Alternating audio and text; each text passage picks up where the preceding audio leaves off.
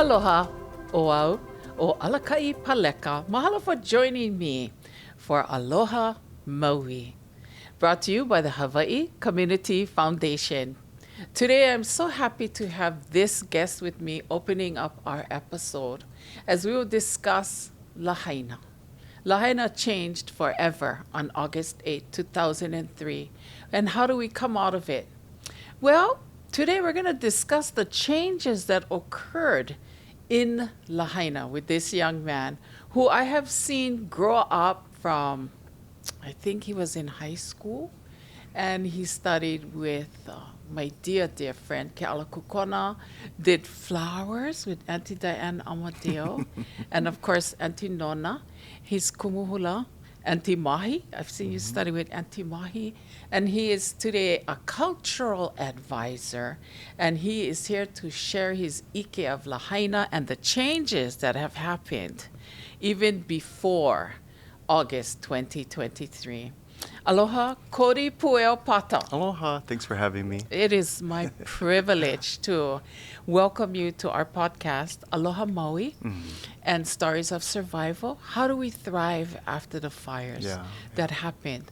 But I think we need to go back to the beginning of Lahaina, which is just a hotbed of change. It has come through so many changes. Sure. Like, wasn't it called Lele at one time in the ancient of days? Good question. You know, so we have the moku system. Yes. And in those moku are ahupua'a. The moku of Lahaina goes from Ma'alaia Harbor all the way to Pu'ukeka'a, which is now called Black Rock. That's the moku of Lahaina. And the ahupua'a in there are Ukumehame, Olowalu, Launiupoko, and probably formerly a ahupua'a was Lahaina itself, on the north part of that moku, but later became a kalana. So the kalana of Lahaina runs from the sea to the mountain, and the lower region down there was called Lele. Okay, so Moku'ula was in Lele? Was in Lele, yeah. Where we would call town nowadays? The town area, yeah. So wow. Basically the flatter part along the shoreline, where the water table is about 2 feet below the surface, that facilitated the grove of breadfruit that was commissioned by King Kaka'alaneo. That region, basically from Mala toward the north part of Puamana, and about half a mile inland, was the breadfruit grove. That was the region that became called Lele. I've heard stories of ali'i journeying by va'a from the ocean up to Wai'ola Church. Yes. Was that true? Yes. So the waterways there that began to be developed under Pi'ilani resulted in what Captain Vancouver would later call in the late 1700s the Venice of the Pacific. And so the waterways from those marshlands and pond systems that the kupuna developed were used not only to haliʻi water, but also people and goods. So what did Lele refer to, like the jumping? No, well, something like that, because Lele has a lot of meanings, but one is to come and go. And so because of the idyllic situation that the breadfruit grove provided, the ali'i of other islands would come and go to visit. It was one of their privileges to be able just to pick up and go.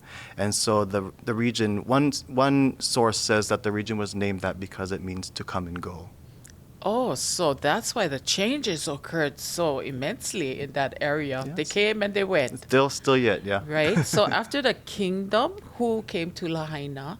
Well, we were the capital of Hawaii at one time, Lele? Yeah, Lahaina, the kalana, and the capital of the Kingdom of Hawaii during Kamehameha III's reign. Moku'ula and the regions around it served as the capital of the Kingdom of Hawaii. And then in the late 1840s, it was officially moved to Honolulu. Is there a reason why we moved to Honolulu? It's a very complex set of issues, right? So you have about 80% of the population dying due to epidemics, including the king's, brother, sister-in-law, Kamehameha II, his sister, Nahi'ene'ena. They not only was that region a source of grief for him, but you have the external pressures of foreign business people. To this day, when the large ships come to Lahaina, they have to anchor really far offshore, and everything needs to be tendered in. But then you have a sheltered harbor, which translates to Honolulu, right? And Pearl Harbor, where ships can come straight to the shore. The confines on Oahu are in that region are a lot nicer or more conducive to business. And so a whole bunch of situations resulted in the king making the decision to move the capital of the kingdom to Honolulu. You have no idea how I could just listen to you forever. Oh, no pressure. Like, no pressure. like what an awesome explaining. Oh, good. Thank you. My pleasure. And that was very brief and to the point. Thank Okay, you good. so much, babes. So, okay, the capital moved to Honolulu. Mm-hmm. And so what happened to Lahaina after that? Because people are still lele. Yeah, it was still a center of commerce for Maui. But, I'm thinking Lele was a place where the ali'i wanted to come and go, right? But it wasn't always that. It wasn't always called Lele. You have I mentioned the moku system. And how did the moku system even come into existence? But you have like innovators amongst ali'i nui or mo'i, like Maili Kukahi on Oahu. When he began to split Oahu into the moku, the other kingdoms around the island chain followed suit. So in the 1500s, depending on when people say Kaka'alaneo actually lived, when he was still alive, around the 1500s, his surveyor, Kalaiha Ohia, instituted the system where the moku of Maui were cut, were delineated. Once that was done, you have ways to better manage the lands. And so it's up to that surveyor, the kuhi Pueo, to say the potential of this place can be this, and then plans are instituted on how to make that system to become as productive as possible. So during the 1500s, Kaka'alaneo, whose residence was in the village of Keka'a, which is kind of where the Sheraton in Ka'anapali is, the Ka'anapali region is now, he commissioned the planting of the breadfruit grove across what became the Lele region. So basically from the Mala region to what's now the Puamana region. That region is arid and dry, right? It's, like Kihei is today. Yes. There are seasonal marshlands there. But how did it turn from this dry place into a place that could be called the Venice of the Pacific, right? Right. So we have the saying, hahai no ka'uai ka'ulula'au, rain follows the forests. And so the way that the kupuna were able to engineer weather systems based on the potential of the land, in places like Kona, they planted the breadfruit grove above Kona to attract rain. So across the Lele region, this massive grove was planted. And because the water table is only about 2 to 2.5 feet below the ground level, the ulu trees that aren't supposed to grow in hot, dry places were able to thrive. And what happens when trees exhale is they expel fine particulate, aerosol particulate. Well, the Paimauna o E'eka, which is the West Maui Mountains, is found to the east of Lahaina. It blocks those trade winds. So you have this grove down here, this particulate rises. As the trade winds blow this way, a countercurrent takes the particulate up to the mountains. And so around that particulate, the humid air and the change in temperature allows water to condense around those molecules and thickens the clouds up there. And all across that region are cloud forests. They're adapted to pull water out of the air into the ground. Then you have the rain clouds below that now are also thickened because of this aerosol particulate, which after one generation, after planting, only one generation, enabled the streams of Kawa'ula and the Kahoma Kanaha stream system to pump with water. So that from barely flowing or intermittent flow to year-round flow, that was established in only one generation. And we know one generation because Kaka'alaneo's daughter, her name was Wau, kind of means forested region, right? She commissioned the first ditch from the Kahoma stream to extend out across the alluvial plain under what's now the Lahaina Luna High School. And so because of the amount of water in that stream system, she had that ditch commissioned, and then they were able to construct lo'i from basically that region all the way down to the shoreline into Lahaina.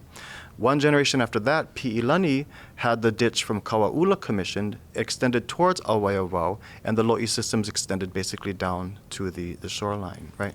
So lo'i hold water, but they're not watertight. This alluvial plain does absorb water.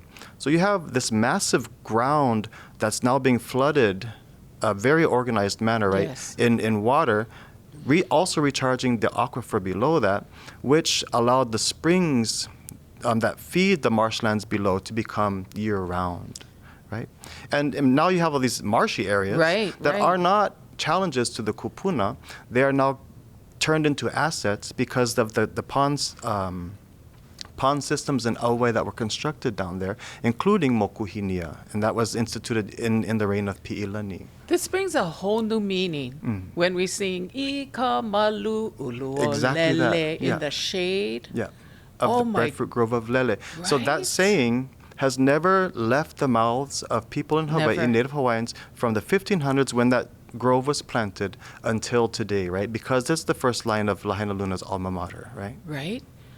Oh my goodness, Lahaina, Yeah. a place of change. But the change, then what happened to all this water, right? What happened? Because I was told I could ride a canoe from the ocean up to Waiʻola Church. Yes, I don't see that waterway today. No, well, I think it's called Pahu Manamana. It's now flowing once again. It's filled with water. If you see some of Ke'aumoku's Kapu's posts, it has water in it. But that entire system began to suffer. So you have like the gold rush happening in California, and to feed the gold rush, people in Hawaii who now have private land because of the Mahele 1848 to 1853, they begin to feed the gold rush with the produce that they're growing on their privatized lands. Well, sugar prospecting started during that time too, because these people started to grow sugarcane to feed for sugar for the gold rush. But then you have the Civil War happen. The South stops producing sugar for the North. This is in the 1850s, I believe, 1860s early. And so sugar prospecting in Lahaina really kicked in. So they said, this is a perfect place to grow sugarcane, plenty sun, plenty water, but this grove is in the way. And so they're planting these sugar canes, and then you have these luna instructing the people to push the rubbish up against the grove and systematically burn it back. So what happens to their water source? Not only get plenty sun, they dry them up. So they seize control, these foreign interests seize control of the streams, Kauaula and Kahoma Kanaha. And they sell the interests down the generations, and now those foreign interests are the ones who have control of the waters to this day. So when sugarcane ended in 1999, all of those alluvial plains that were systematically flooded, at least or irrigated for sugarcane, dried up completely. And the water was sold to the gentlemen's estates towards Alauniopoko or to the resort areas in the Ka'anapali region, right? And so that instigated the drying up of that region, so that in like 2018, that huge fire happened and took 23 homes. And eventually last year, August 2023, you have the devastation that we experienced. So very quickly, you just introduced plantation into our conversation. Kinda, yeah. So, plantation. Sure. Yay, nay. The Hawaiians didn't want to work. Why do we have all of these cultures with us nowadays? You have to think that when in the 1860s, when sugarcane plantations began, now you have 85% of the Native Hawaiian population dead to epidemics. 85% means if there were 10 of us in here, only 1.5 of us is leaving at the end of the interview. Right? That's what 85% population decline looks like. And you live in a place for almost 2,000 years. You know how to work for your subsistence, to thrive again. And you're also focused on regrowing your family. Yes. Right? And so why would I want to go to work for a foreigner for credit on food that I don't even eat, right, at a store place, and have backbreaking labor from sun up to sundown, when that's not our way? Like our kupuna way. And so unless their lands were taken by sugarcane lands, or their water was taken, for sugarcane, most Native Hawaiians did not go to work for the plantation. And so the agreements with the other governments on the Pacific Rim, like China, Japan, Okinawa, the Philippines, began to make agreements to have their people come as immigrants to Hawaii. And those or even the Portuguese islands of like Madeira and Yes. the Azores, right? Those came during the kingdom era, when Hawaiian language was the legal language of school, of commerce, of everything. How do they communicate, right, with these English-speaking Luna? And that began basically. Communication means you have a relationship now with people. Yes. So now they're beginning to blend and form the foundations of what would become local culture, local with a capital L. In the early 1900s, during the territory years, Puerto Ricans and Koreans also came, right? Yes. And so they're using this form of communication based on Hawaiian grammar, Hawaiian intonation, along with words and structures from these other languages. And those became the local culture, capital L. So you go buy plate lunch, you can have kimchi, ganduli rice, lau lau, mac salad, Right. all these things from the local And culture. sushi. Yeah, and cone sushi maybe, yeah. Yeah, so that's local, but they came because of the reduction in population due to epidemics, and also because the unwillingness for most Native Hawaiians to work for foreigners. Mahalo. We will continue our conversations on Lahaina, a place of change, as we add one more guest who is made a place. She has made a place for her family. She moved in I think in the 80s, maybe the end of the 80s, and we visited with her daughter in our first episode. But we're going to bring Makalapua Kanuha Yay. to our conversation and talk about the change that happened in Lahaina. So right now we're going to take a short break. Thank you for all of your knowledge, babe. I could really listen to you for a couple more hours. Just blabbing on. And we'll be right back with more of Aloha Maui. It is a podcast that is brought to you by the Hawaii Community Foundation.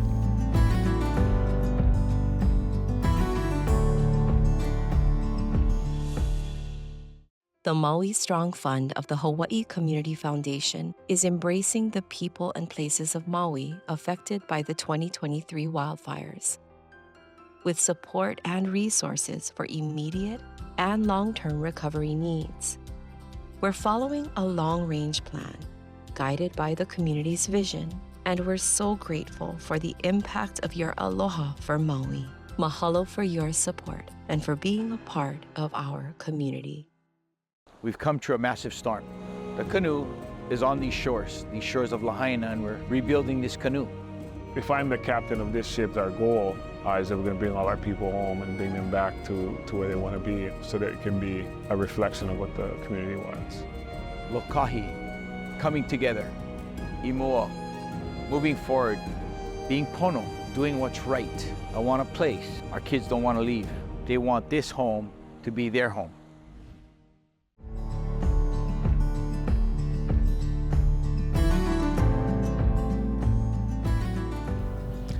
Aloha and welcome back to Aloha Maui, the podcast. We are so excited that we get to bring stories of survival and history to you via this podcast that is brought to you by Hawaii Community Foundation. I'm Alaka, and in this first section, we were talking story with Kumu. And babes, you could be a science teacher at this point. I want to do a whole project on alluvial. But thank you for your explanations. But joining us is cultural advisor, entertainer extraordinaire. She's been a luau hostess. And I think yesterday we were speaking about, because you had at one time 5 children in Lahaina? Maybe 6? Yeah? Children, yes. Yes? In your hale. In my hale. And what we did discuss is how you used to drive chalk for a pineapple and then unfurl the hair that was usually in a braid. Yes. And put on the eyelashes and go work at the Royal Lahaina Luau as an MC.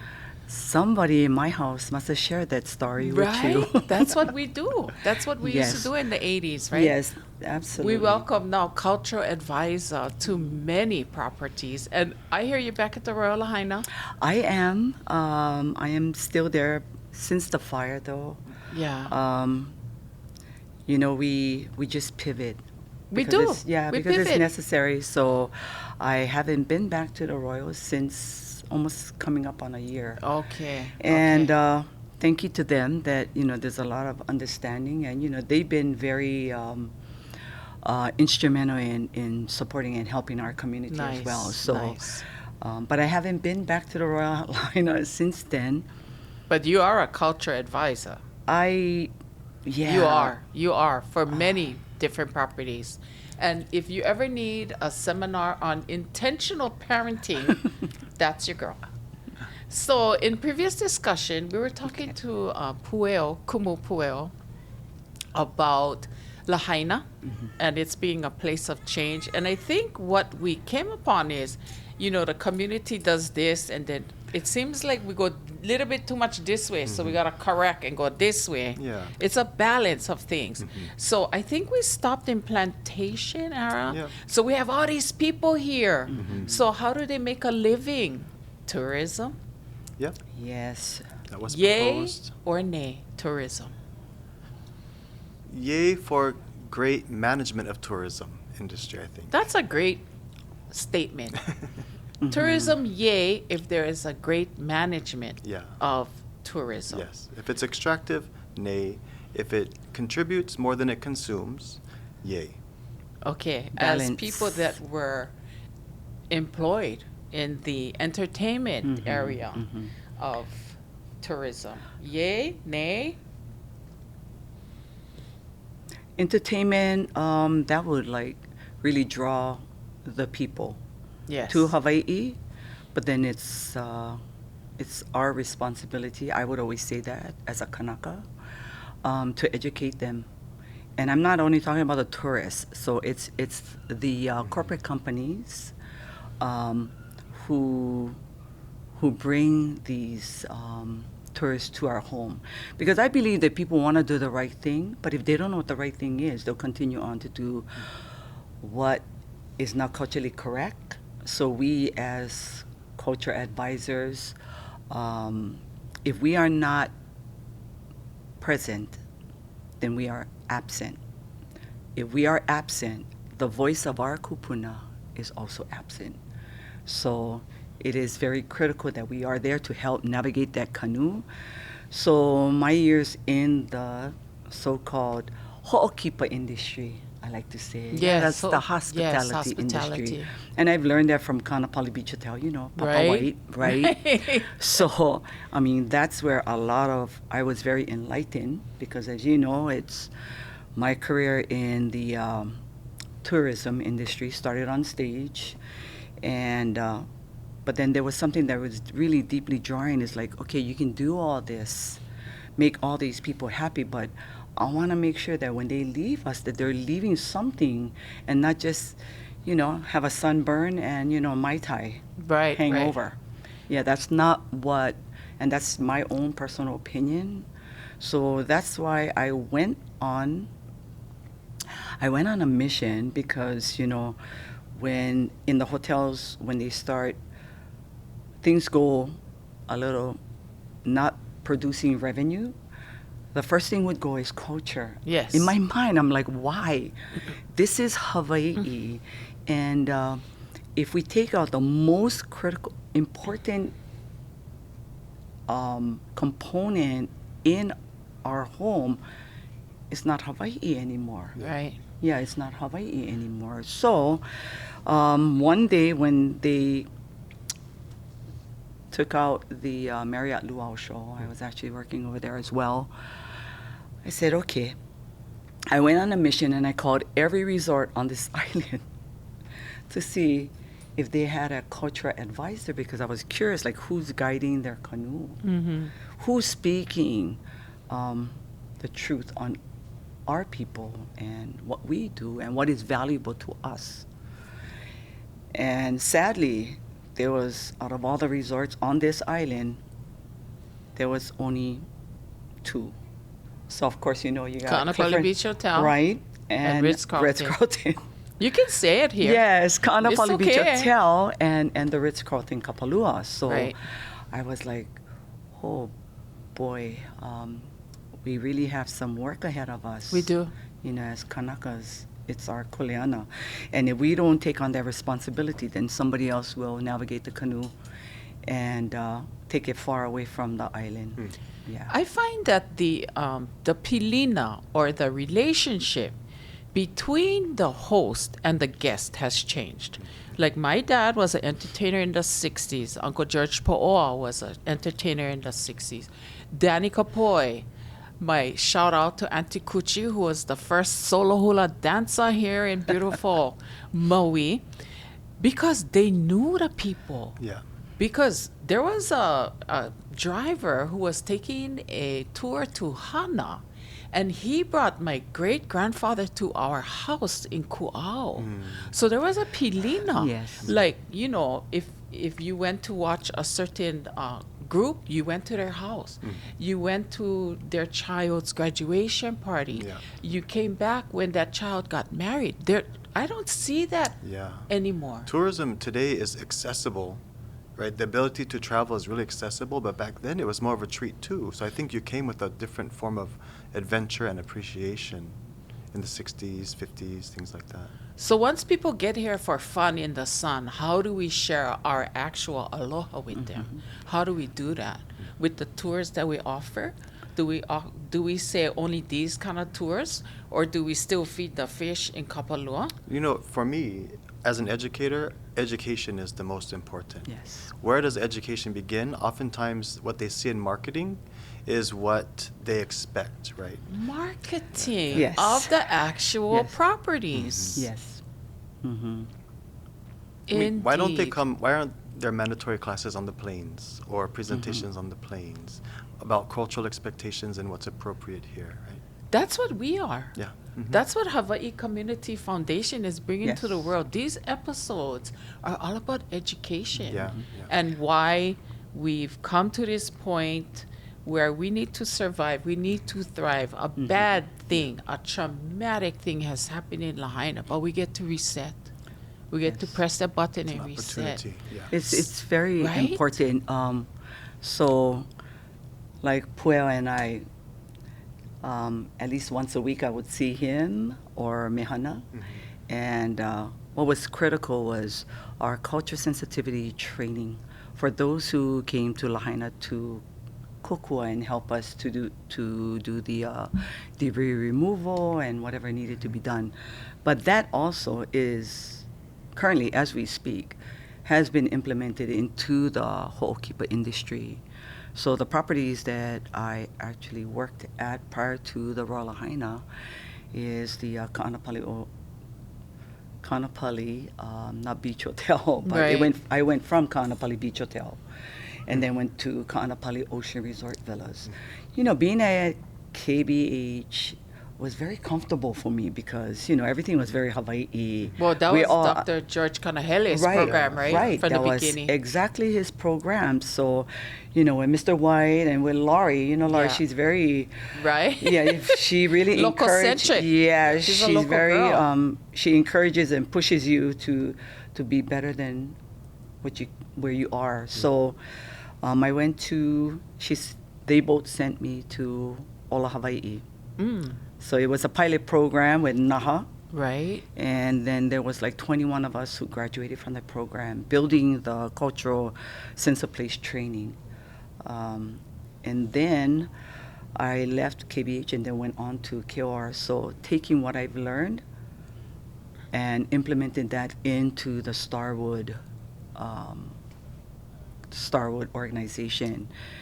And that was with KOR and And you went to Sheraton. Nanea too, right? Yes. So prior to Nanea, it wasn't even built yet. So it was like several years. So prior to me coming to KOR, though, they were already planning for the Nanea. Right. So you right. had Uncle Ed Lindsay, a part of the, it was an advisory committee. Kupuna, Right. yeah. Yes. Established kupuna. Yeah, was established kupuna, and Auntie Patty Nishiyama was a part of it. So, and Peter Apo.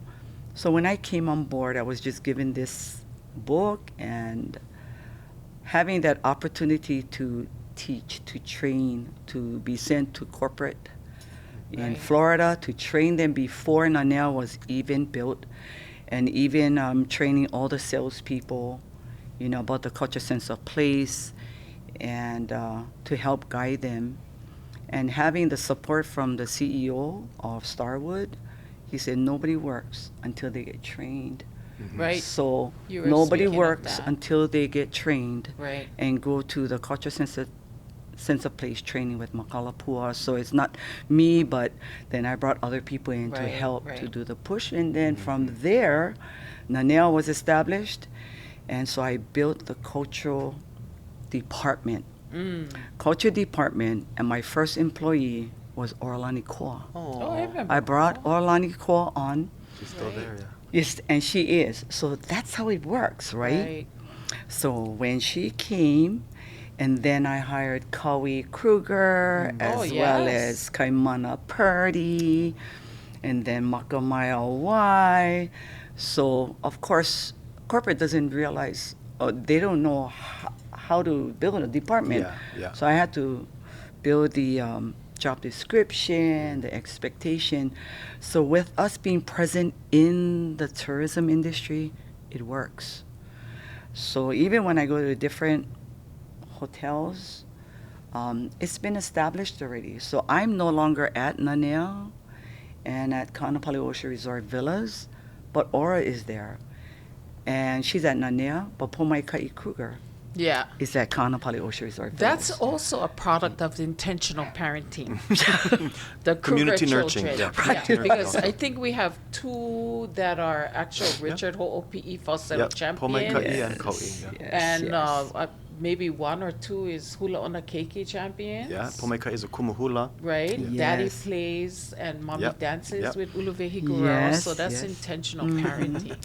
So, Pueo, for you, how do you shape tourism that makes Lahaina what it is today? Because you're a cultural advisor Yeah, in a different Yeah, genre? so, like I'm involved in some of the advisories when they do expansions or remodels or things like that. And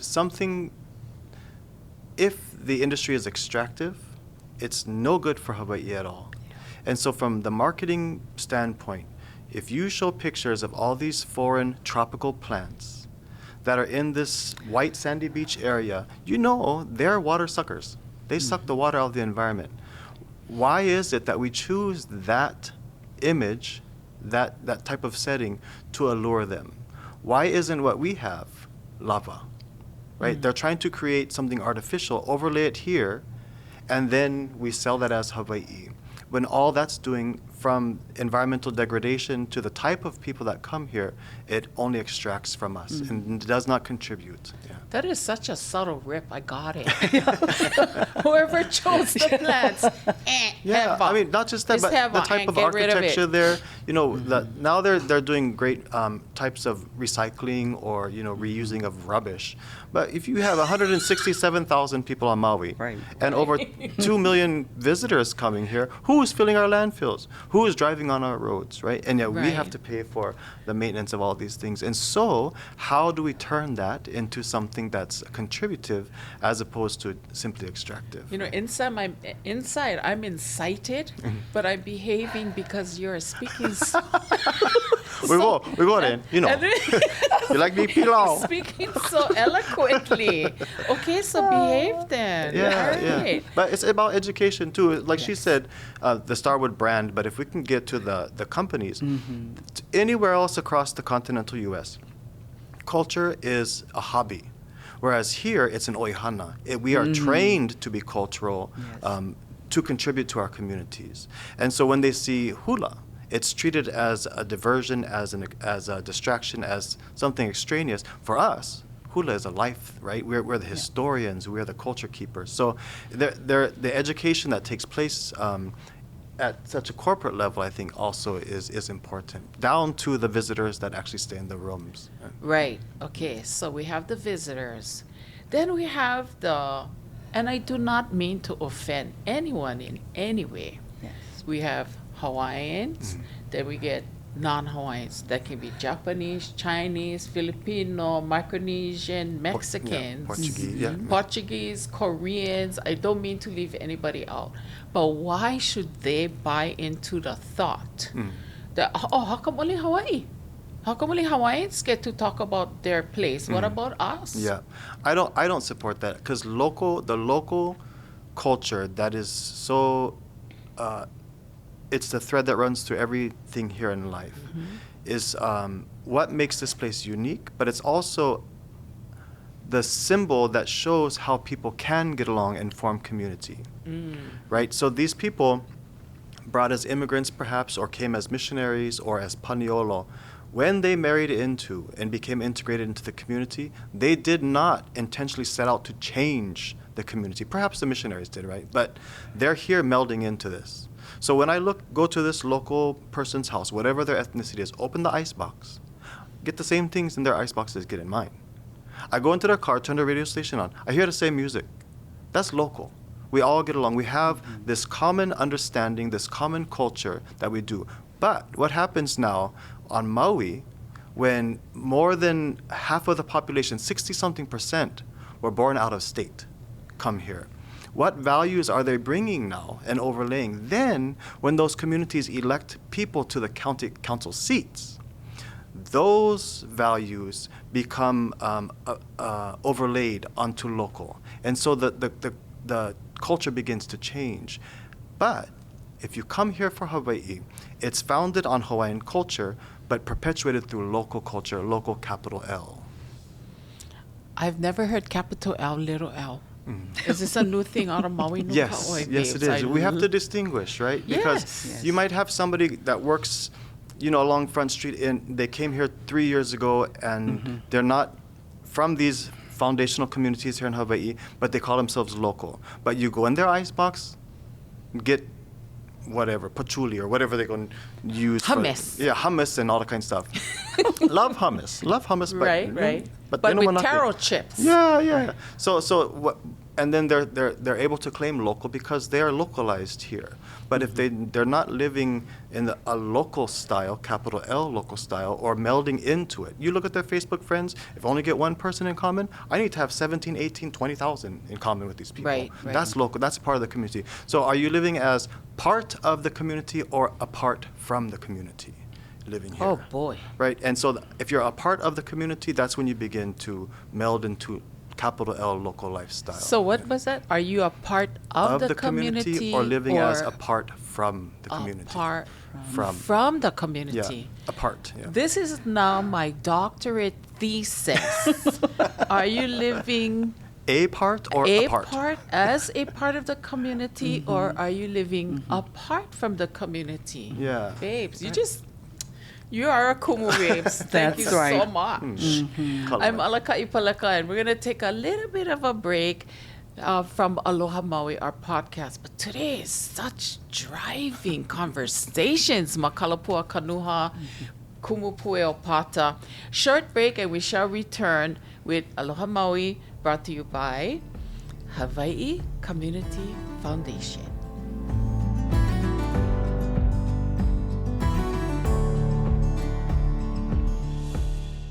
Aloha. Thank you so much for sharing your love, your support, your kindness, your compassion. We felt that strengthened our community in ways that I hope that they know, that they feel is immeasurable. Mahalo nui. Mahalo. Thank you. Mahalo, mahalo, mahalo. Thank you for our full aloha around the world. I love working with my hands, so for me to do what I'm doing right now is probably one of the biggest healers I have. We lost our home on August 8th. It's been a roller coaster for the last few months, but we're doing good, and we're really happy that things are moving forward. I may have been the first to start with a new construction. I'm certainly not the last. We're gonna rebuild our neighborhoods, and we're gonna have the ohana that we've always wanted. I couldn't imagine living anywhere else.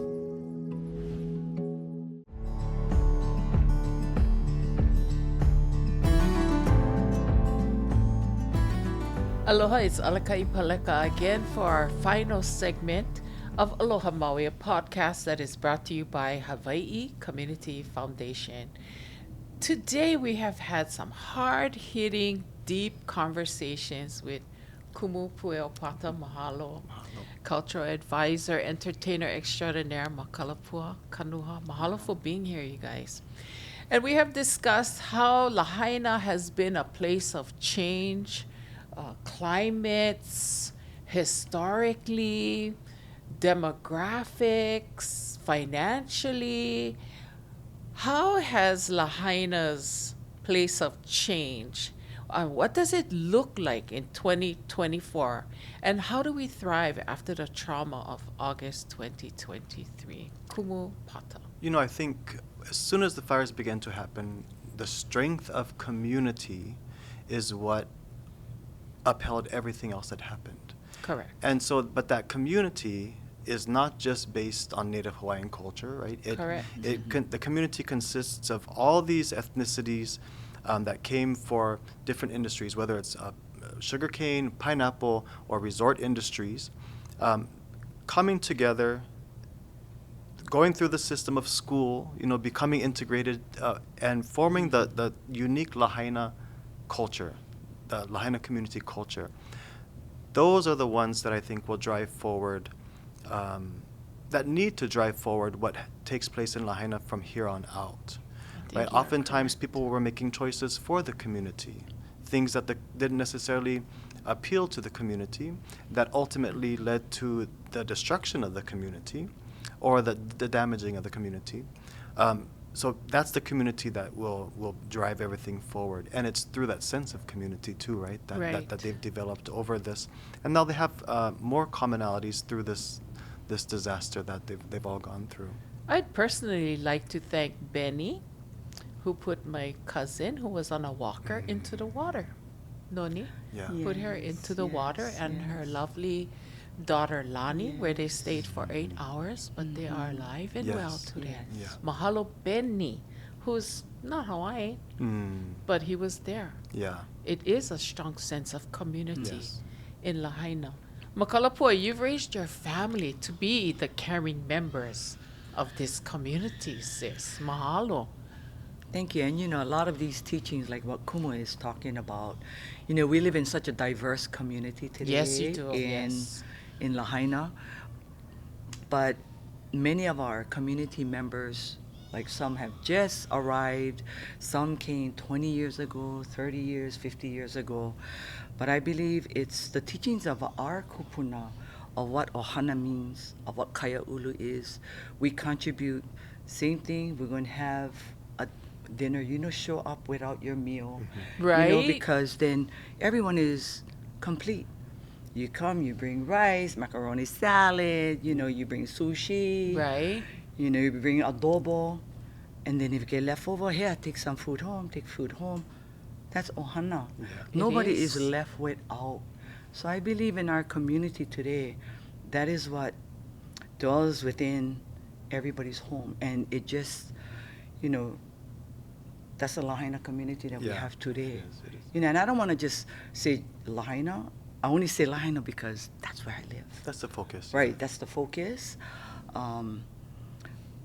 But always be nice, because your mo'opuna going to end up marrying that person. Kumu always says that in his training. You guys fight, your daughter will marry his son. Yeah, we only get one target, one Costco Maui. Right. But you know, like, how does it manifest? How does this sense manifest in what's taking place now? Is the federal government, so Makalapua and I both work as contractors for federal agencies. And so they come in, and it's not like a disaster zone in California or New Orleans or something like that. Here, it's such diversity that's we support each other. And so each site has to basically have a cultural monitor on site. Okay. Right, and so Ke'emoku Kapu, folks run Ālehu Maui, they place these cultural monitors in these different recovery zones or debris removal zones.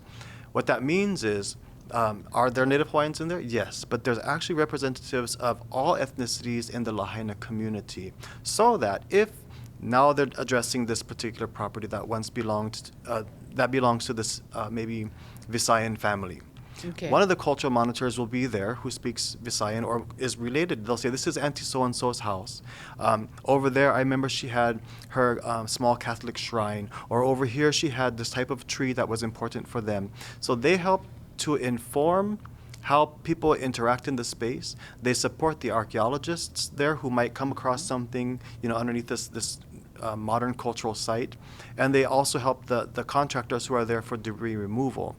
And so the tightness of the community is reflected in the cultural monitors, who then inform everybody how to interact in any given space in the debris removal zones. Cultural monitors Yes. are not only Hawaiian, they No. can be like if we was going Jodo mission, should be Yes. a Buddhist. Yes, yeah. A Buddhist person that knows their protocols. Or and- somebody there who knows Yes. what The is important to them. Yeah, because the Right. community, if you come from Lahaina, it's Yes. it's like its own island, right? Right, it Everybody is. knows everybody, and so that is something special about Lahaina that has risen to the surface and basically set the example for everywhere else in Hawaii, that this is what community is and what it can be, what can be accomplished through community. And how comforting Yeah. for people that are coming back. Yes. It is very comforting. I just want to segue into what Kumu was talking about, working with these federal entities that's coming in. Yes. So like he's doing the training, Kemoku as well, and have his monitors on site. But also it's with these federal entities coming into Lahaina, they're coming from somewhere else. So having that opportunity to work very close and help to guide that part of the canoe is, Makalapua, we really want to do the right thing. Okay, great. So this is how we're going to do the right thing is when you hire Lahaina. Yes. Yeah. You hire Lahaina because we have people. Then you hire Maui, and then you hire Maui Nui. Then you hire Hawaii. Yeah. If you cannot find the resources in all of Hawaii, then you bring them in. Yeah. But it's going to be hard for me to believe because we have so much resources. And in doing that, and I just wanted to say thank you to ECC for really listening and following through. Yes. Because today, when kupuna go in to check on their properties, they're looking, oh, who's those kids? Who are those people on my property? That's when the exactly the kids questions. turn around, Yeah. they're like, no, auntie, this is me. And that's so-and-so. And that's Robin on that machine. And that's Eki over there. Yeah. So it's like... Immediate relief. Yeah, immediately there's peace. There's a We no need relationship. worry, Pilina. right? We no need worry because they know what they're doing. So they can know and have that peace, knowing that all of those people, or I like to call them kids because we The kind of youngins. right? Yeah, The yeah. youngins. I know you're kupuna. Right. And, it's all these workers are Yes. from Lahaina, from Maui, from Molokai. I met some in our training from Kona, from all over Hawaii. And Really good people. it's so, and they just want to be here. But I also shared with the leadership team of ECC, it's the healing in our community is in the work that we do. Yes. That is why it's critical that we have our people working on Yeah. these, on these parcels or on these properties. Sure. And I'm so grateful that they listened. Yeah. Yeah, and You they know, followed through. Another thing too that we are doing to ensure that everybody Yes. is kind of on the same playing ground Yes. when they come here. We've always wanted people to be educated when they come to Hawaii to interact in our Yes. communities. But it did take this disaster for a formal curriculum to be developed through Correct. Native Hawaiian Hospitality Association, Yes. Maui County Administration, and the Kumuhula here. Right. And so regardless of whether you come from Lahaina or Wisconsin, if you come to work in the recovery zone, you have to go through everybody goes through the same cultural training. Yes. Begins with Native Hawaiian, goes through Lahaina specific, goes through the type of archaeology that's taking place there, and a broader local culture. But what it does, if you're from Lahaina or you're from Kona or wherever, they leave feeling empowered, Yes. knowing that I know this. This is why we're special. And if they come from Wisconsin or Delaware or wherever they're coming from, they now have an awareness that, oh crap, I'm not in Kansas anymore.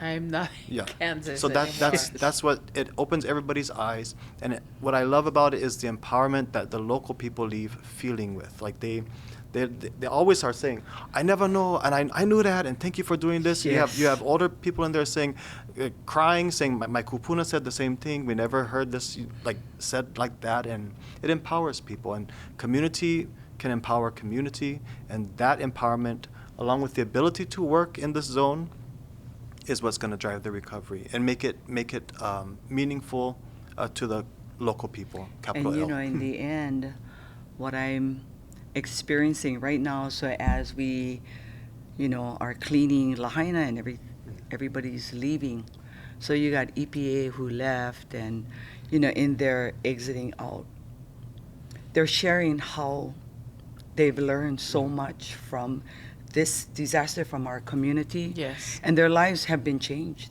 and they are going to look at different disasters differently. It's like, because this was community driven, and From colonels to directors to laborers, they're all touched. Yeah. right, from colonels ending up at baby luau's. Yes. Right? Yeah. That's exactly, Yeah, I mean, that's right. my mo'opuna's one. Yeah. So, Yeah. but that's what we do. That's how we do. Thank you for sharing you guys Ike and your inspiration, because what happened last year is traumatizing for the community, and how we recover is so different. Don't tell us we have to all be on the same page, because we all get different books. We all grieve differently. Yeah. Correct. Yeah, but Beautiful. we're gonna be nice to each other. Aye. We're gonna uplift our lahui. Yeah. Portuguese, Puerto Ricans, Koreans, Micronesians, Mexicans. You live Hawaii. We're going to all live with aloha. Malama. Yeah, we're going to Malama. malama each other. And you guys are such great examples of how to malama not only people, but our community, our kaya ulu. Mahalo. Let's establish those relationships, people. And speaking of relationships, Aloha Maui, it is a podcast that is available at all your podcast platforms. If you have an iPhone, I think it's the purple one with the P, the icons. You guys know, even the youngins, go get your icons. And you can also click and subscribe on YouTube at Talk Aloha Maui. Mahalo to everyone that is involved in this production for this episode. We thank you from the bottom of our pu'uwai, our hearts. And don't forget to join us. YouTube, subscribe, Talk Aloha Maui. Aloha. Aloha.